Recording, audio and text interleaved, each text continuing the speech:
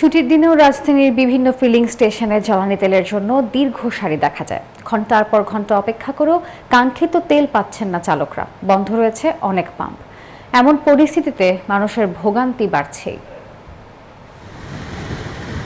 সাপ্তাহিক ছুটির দিন রাজধানীর এক ফিলিং স্টেশনে গিয়ে দেখা গেল জ্বালানি তেল কিনতে আসা চালকদের দীর্ঘ সারি। কেউ এসেছেন রাতে, কেউ ভোর থেকেই অপেক্ষায়, লাইনে আছেন ঘন্টার পর ঘন্টা ধরে, তবুও মিলছে না কাঙ্ক্ষিত জ্বালানি। সব মশার বিরুদ্ধে সুরক্ষা দিতে এলো বসুন্ধরা এক্সট্রিম অ্যারোসল।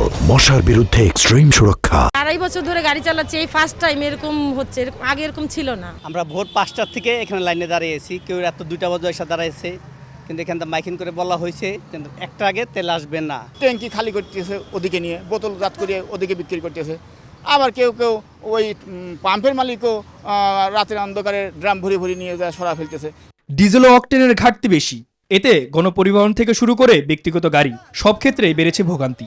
গাড়ি তো চালাইতে হবে, চাকরি বাঁচাইতে গেলে অনেক কষ্ট তো করতেই হবে মানুষের। প্রায় 5 ঘন্টা পর ভাই তেল পাইলাম ভাই। প্রচুর ভোগান্তি ভাই, এগুলো ঠিক না। ওনারাই যদি মনে করেন বাহিরের লোকদেরকে তেল বিক্রি না করে ড্রামের মধ্যে, তাহলে আমরা পর্যাপ্ত পরিমাণ তেল পাবো।